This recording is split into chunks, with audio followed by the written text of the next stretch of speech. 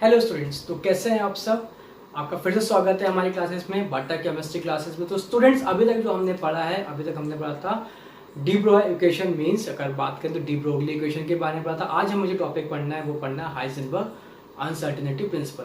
तो इस प्रिंसिपल के बारे में पढ़ना है, हम सबसे डिस्कस करते हैं इस प्रिंसिपल के बारे में कि ये प्रिंसिपल का सबसे ज़्यादा जो नील बोर की जो थ्योरी के जो पॉसिबल कॉन्टिनेंट सबसे ज़्यादा जो बनाया था वो किसने किया था?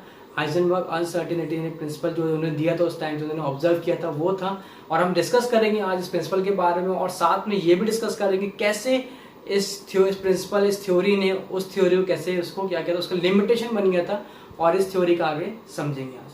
तो स्टूडेंट्स, चलिए स्टार्ट करते हैं आज का अपना वीडियो और देखते हैं। जनरली ये थ्योरी जो देने वाले थे कौन थे? वर्नर हाइजेनबर्ग थे। इनका पूरा नाम वर्नर हाइजेनबर्ग था। तो उन्होंने प्रिंसिपल दिया हाइजेनबर्ग अनसर्टेनिटी प्रिंसिपल, जो 1927 में दिया था। तो यार प्रिंसिपल क्या था? It states that it is impossible to measure simultaneously both the position and velocity or momentum of a microscopic particle with absolute accuracy or certainty, है ना। मीन्स इनका कहना सिंपल है कि आप एक साथ position as well as momentum और वेलोसिटी किसी माइक्रोस्कोपिक पार्टिकल की आप नहीं निकाल सकते। मीन्स ये पॉसिबल ही नहीं है कि आप एक्यूरेटली निकाल सकें। आप या तो फिर पोजीशन निकाल सकते हैं या फिर उसका मोमेंटम एक बार में एक ही चीज से कैलकुलेट हो सकती है। क्लियर? तो इन्होंने जो रूल दिया, जो उन्होंने फॉर्मूला बताया, वो क्या था? Del x into del p is greater than equal to h by 4 pi. It is the constant value, it is the minimum uncertainty, है ना। ये एक मिनिमम वैल्यू जिसकी हमेशा वैल्यू क्या होगी? ये वैल्यू हमेशा बड़ी होगी। क्लियर? अब बात करें ये क्या है, तो डेल एक्स क्या है? Uncertainty in position, and del p is uncertainty in momentum. Clear? और एच हमारा क्या है? एच हमारा है यहाँ पे प्लैंक्स कांस्टेंट। और हमको पता है कि मोमेंटम क्या होता है? Momentum is always equal to mass into velocity. और हम बात करें मास पहले से हमको पता होगा डिटर्मिनेंट होता है, वो कभी क्या है, उसकी फिक्स वैल्यू होती है। तो मास हमारे यहाँ बाहर जाएगा, तो क्या होगा? Del x into m del v is always greater than equal to h by 4 pi. और हम एम को क्या करेंगे? नीचे ले आएंगे, तो del x into del v upon h by 4 pi m, where m is the mass of the particle, जो हमारा पार्टिकल होगा जो भी, and del v is the uncertainty in velocity. Clear? तो ये हमारा उन्होंने यहाँ पे एक एक्सप्रेशन दिया with related to del x into velocity and also del x into momentum. Means position into momentum and position into velocity के बीच में उन्होंने एक रिलेशन दिया, जिसकी वैल्यू हमेशा किसके इक्वल होगी? एच बाय 4 पाई, और एच बाय 4 पाई एम की हमेशा बड़ी होगी वैल्यू। तो स्टूडेंट्स, अभी अपने को ये समझना है कि पहले कैसे ये थ्योरी में क्या होता है। ठीक है, तो अभी समझते हैं कि डेल एक्स और डेल वी। अगर हम बात करें डेल एक्स और डेल वी की, तो डेल एक्स की वैल्यू अगर हम फिक्स करना चाहें, समझना चाहें कि डेल एक्स की वैल्यू फिक्स करके समझें कि हमें एक्यूरेट कैलकुलेट करना है, तो हमारी डेल वी या डेल पी, अगर हम इसको भी लिख लें यहाँ पे, del x into del p is always greater than h by 4 pi, sorry h by 4 pi. Clear? अगर हम ये बात करें तो क्या होगा यहाँ पे? अगर डेल एक्स की अगर वैल्यू अगर हम एक्यूरेटली कैलकुलेट करना चाहें, तो यहाँ पे हमारा डेल पी क्या हो जाएगा? बहुत ज्यादा हो जाएगा। मीन्स डेल वी, अगर बात करें डेल वी बहुत ज्यादा हो जाएगा।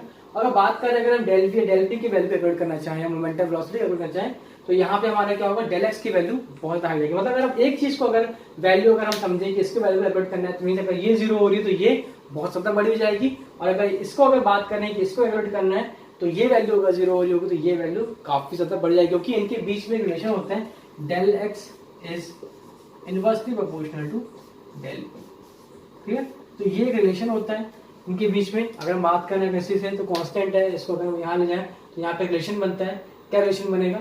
कि del x is inversely proportional to del P. Means अगर एक अगर वैल्यू छोटी होती जा रही है, तो एक वैल्यू दूसरी बहुत बड़ी होती जा रही है। तो ये पॉसिबल ही नहीं है कि हम एक साथ साइमल्टेनियसली दोनों चीज कैलकुलेट कर सकते हैं।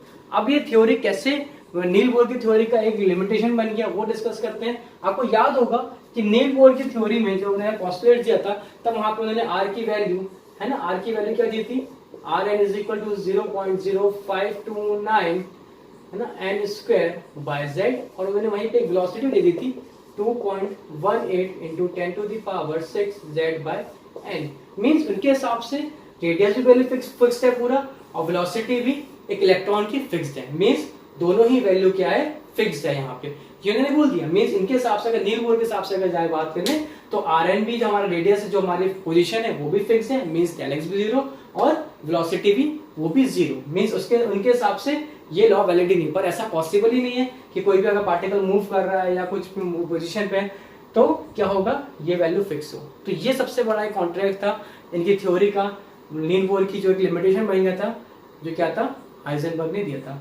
तो आपको समझ में आया वो कैसे ये थ्योरी उसको क्या कहते हैं फेल कर रही थी, उनकी नील बोर की इस वैल्यू को, रेडियस एंड वेलोसिटी जो उन्होंने दिया था, और उन्हें फिर बाद में बताया था कि ये चीज ऐसी नहीं होती, क्योंकि आप एक साथ दोनों चीज को साइमल्टेनियसली आप दोनों चीज मेजर नहीं कर सकते, क्योंकि ये चीज और इस पर डिपेंड आ गई, क्योंकि ये चीज कहाँ से है, ड्यूल नेचर ऑफ पार्टिकल से। जो ड्यूल नेचर ऑफ पार्टिकल जो था कि इलेक्ट्रॉन्स का ड्यूल नेचर होता है, means dual nature means it has particle nature as well as wave nature. Particle nature तो हमने बहुत पहले ही पढ़ लिया था स्टार्टिंग में, इलेक्ट्रॉन एक पार्टिकल है, समझ में आता है। तो जब वेव नेचर जब देखा गया तब जब देखा गया कि इलेक्ट्रॉन्स को जब एक स्प्लिट से, नैरो स्प्लिट से पास किया गया, तो जो उसके हमें फ्रिंजेस मिले, ठीक है, तो उससे कारण ये प्रूफ होता है कि उसमें क्या होता है कि उसमें वेव नेचर भी होता है। और कोई भी चीज अगर वेव के फॉर्म में होती है, मीन्स अगर हम बात करें कि इलेक्ट्रॉन एक वेव की तरह मूव करता है ना, इलेक्ट्रॉन का अगर हम एक वेव मूवमेंट बनाए तो ये क्या हो जाएगा, ये हो जाएगा उसकी एक पोजीशन, ये हो जाएगी उसकी डायरेक्ट पोजीशन, क्लियर। यहाँ एक पोजीशन है कि मीन्स इलेक्ट्रॉन कहाँ मिल सकते हैं, इलेक्ट्रॉन हमको यहाँ मिल सकते हैं,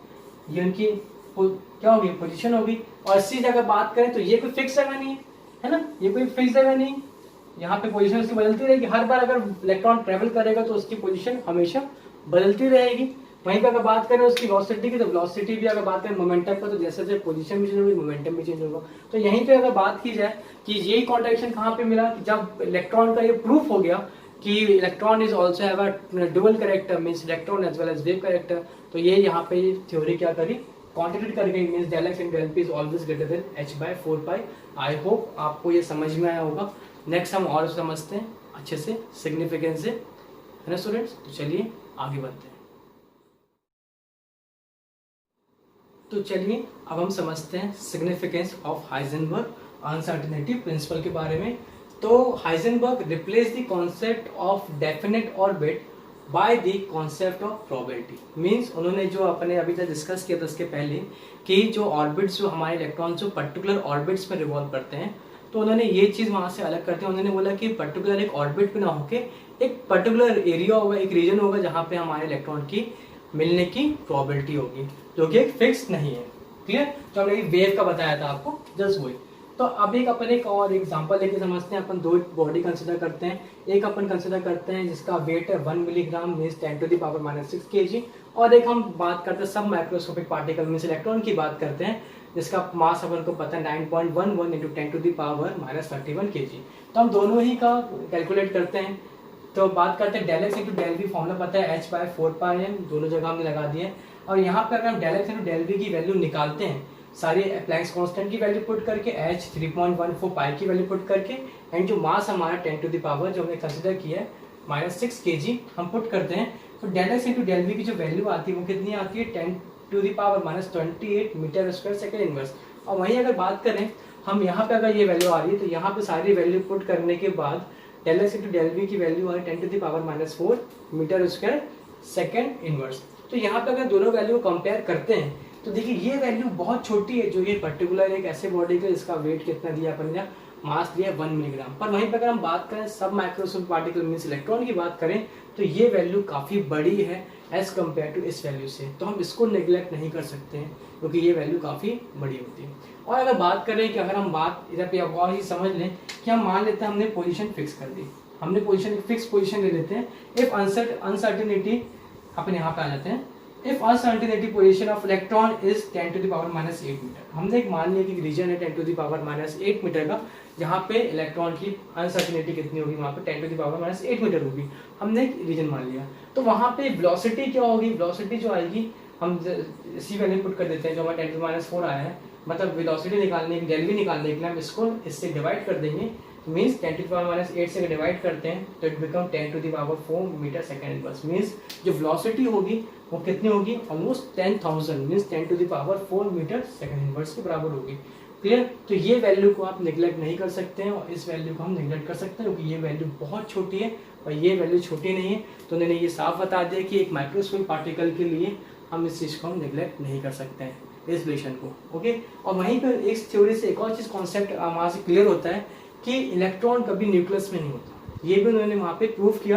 कैसे किया, electron can not be present in the nucleus. वो कैसे, अगर बात करें size of the nucleus, size of the nucleus जो उसका एरिया वो बात करें तो 10⁻⁻15 मीटर है ना। तो यही हमारी क्या होगी, डेल एक्स की वैल्यू होगी। अगर हम बात करें कि हमारा इलेक्ट्रॉन जो न्यूक्लियस के अंदर है, तो न्यूक्लियस के अंदर का जो रीजन होगा, एरिया कितना होगा, वो सेम 10⁻⁻15 ही होगा, उसी के अंदर होगा। तो प्रोबेबिलिटी कितनी होगी, उसी के अंदर मिलने की होगी। तो ये हमारी डेल एक्स की वैल्यू कितनी होगी, 10⁻⁻15 मीटर होगी। अब हम बात करें अगर वहाँ डेल वी निकालने के लिए, तो जब सारी वैल्यू हम पुट करेंगे इस एक्सप्रेशन में, हमें डेल वी निकालना है, एच पता है, 4πm भी पता है, हमें इलेक्ट्रॉन का मास भी पता है, और हम इस डेल एक्स की वैल्यू जो हमें 10⁻15 है, हम इस वैल्यू को सब पुट करेंगे, तब हमारा जो एक्सप्रेशन आएगा, जो डेल वी की वैल्यू आएगी, means 5.77 into 10⁻10 metre second inverse, means इतनी वेलोसिटी आएगी अगर वो इतने छोटे रीजन में अगर वो होता है। मीन्स ये जो वेलोसिटी आई है ये काफ़ी ज़्यादा है स्पीड ऑफ लाइट से, मीन्स 10⁻3 इंटू 10⁸ मीटर पर सेकेंड जो स्पीड ऑफ लाइट होती है उससे काफ़ी बड़ी वैल्यू है ये, है ना, उससे काफ़ी बड़ी वैल्यू है। मीन्स ये तो पॉसिबल ही नहीं है कि लाइट की स्पीड से ज़्यादा स्पीड रखने वाला पार्टिकल न्यूक्लियस के अंदर हो, है ना। तो ये चीज़ प्रूव करता है कि हमारा जो भी इलेक्ट्रॉन है वो न्यूक्लियस के अंदर नहीं होता। ओके स्टूडेंट्स, तो आई होप आपको हाइजेनबर्ग प्रिंसिपल और उसका सिग्निफिकेंस बहुत अच्छे से समझ में आया होगा। थैंक यू स्टूडेंट्स, वीडियो में लास्ट तक बने तक रहने के लिए।